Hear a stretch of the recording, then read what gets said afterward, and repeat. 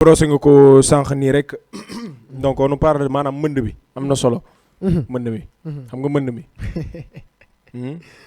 am na solo de. mbënd mi surtout ñi di yeewoo ci banlieue bi. waaw mi ngi noonu loolu moo tax nag on nous parle donc de benn affaire boo xamante ne en profondeur donc hivernage et gestion des inondations où en est le gouvernement des préparatifs maanaam gouvernement bi nga xamante ne dañuy waajal donc baax na ñu mettre les gens dans le contexte donc à quelques semaines du pic de l'hivernage les Sénégalais s'interrogent sur le niveau réel de préparation des autorités face au risque d'inondation, donc courage donc des canaux, ouvrages de drainage, plan d'urgence, relogement des populations et coordination des services de secours. Les promesses sont nombreuses, donc, mais dispositifs mis en place seront-ils suffisants pour éviter les scènes de désolation des années précédentes? Où en est concrètement l'état de l'exécution donc de son plan de prévention? C'est très important paasan loolu jar nañu taxawaat ci def ci seetlu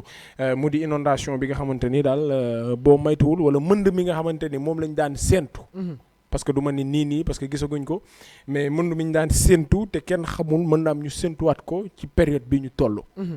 jërëjëf Ndiaga mu nekk li nga xamante ne tey mooy rôle état à la droit wala état dañ ko fay teg ngir des prévention maanaam prévenir ñu bañ a bàyyi ba lépp ne këtt ne jonn ñu ne dañ koy lijjanti mais dañoo war a prévenir def une projection vers le futur mais aussi une projection vers le lendemain ndax tey jii nii gis naa démb benn vidéo au niveau de l'stade Aline Sitoé Diatta bu Ziguinchor ñu gis que ni commencé nañ inondé waaw ba démb entrée pour dugg biir stade bi rek ça a été tout un problème pour les supporters yi nga xamante ne ñoo ñëwoon di seetaan si match nawetaan yi mu nekk loo xamante ne situation bu doy waar ndax côté boobu noonu lu ñuy recevoir ci pluie par an wala ci saison pluviale bi dafa nekk lu bari trop te gis nañ chaque année aussi Ziguinchor ñoom tamit dañuy subir le même sort que la banlieue dakaroise maanaam dafa am ay côté yoo xamante ne dafay inondé trop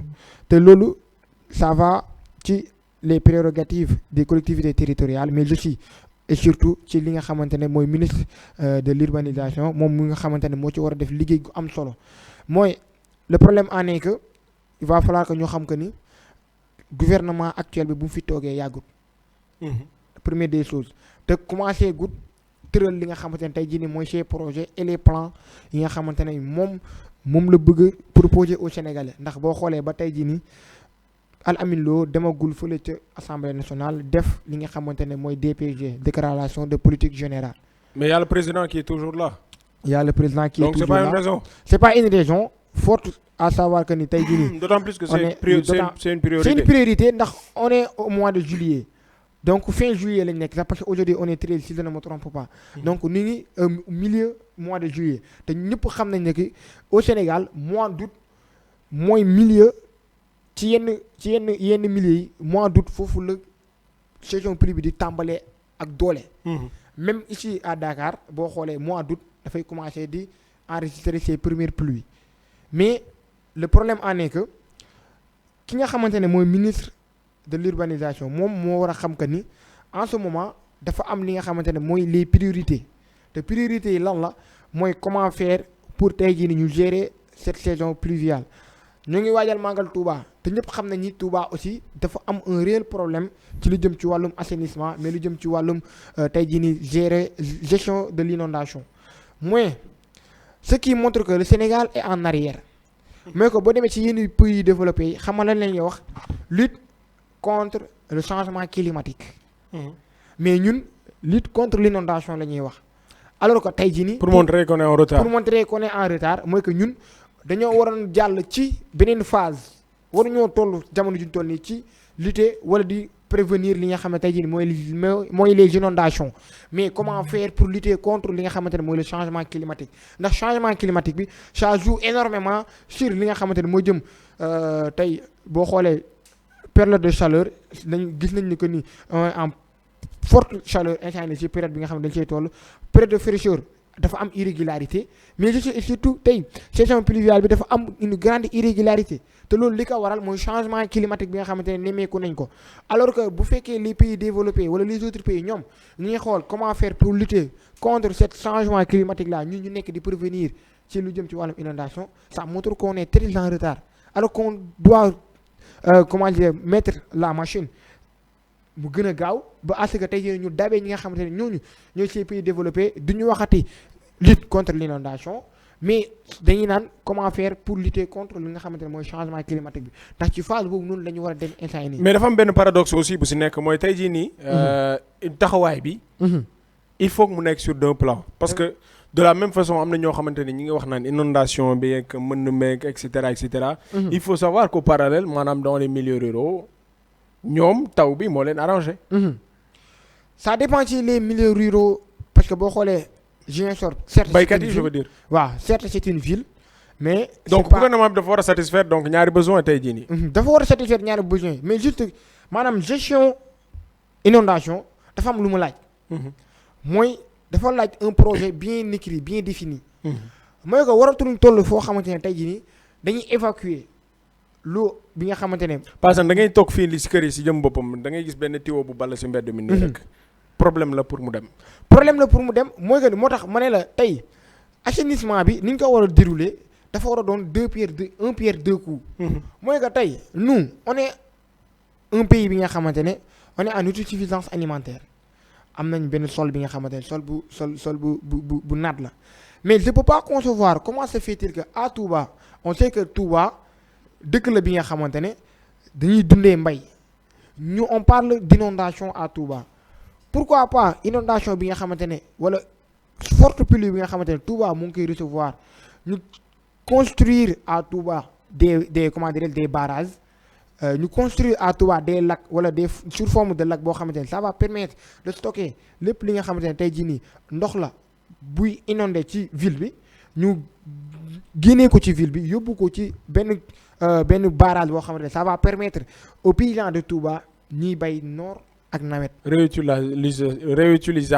réutilisation de cette eau pluviale bi nga xamante ne moo ngi stocké wu à Touba. tey jii nii Ndakaaru Njaay fii nii gis nañ Technopole am na ñu fay def maraîchage.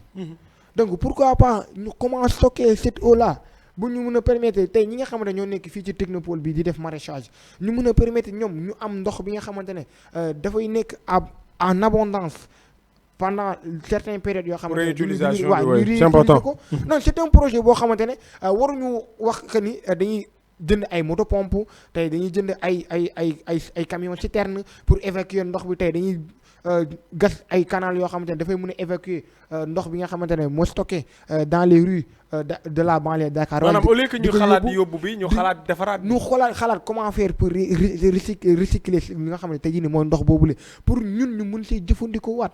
c'est comme ça que Champ Mars noonu la état war a doxee. comme science ni mu ko waxee rien ne se crée ni rien ne se perd. tout se transforme on doit tout transformer. c'est important. donc état du Sénégal foofu la war a dem mais à l'instant bi nga xamante ne fi lañ nekk en mois de juillet milieu mois de juillet li nga xamante ne tey jii nii mooy comment dirais-je les urgences dafa nekk loo xamante ne moo ñu permettre que tey dafa am loo xamante ne état du Sénégal daf ko war a def en urgence.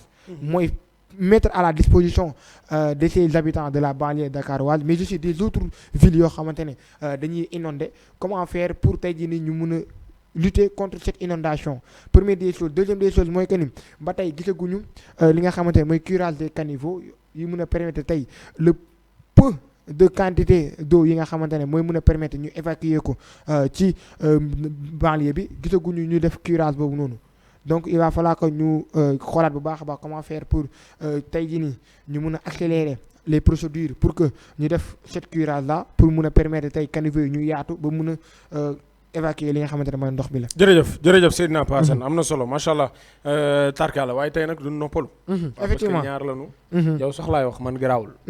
waaw man maa la gën a nekk geng su ko mais yow moom message ma lay yokk doole du dëgg. effectivement moom xoola jàmbaar nga coolul. man miin naa yii quoi. waaw yow miinoo ko yow tubaab nga almadi nga fanaan démb. dama koy wax.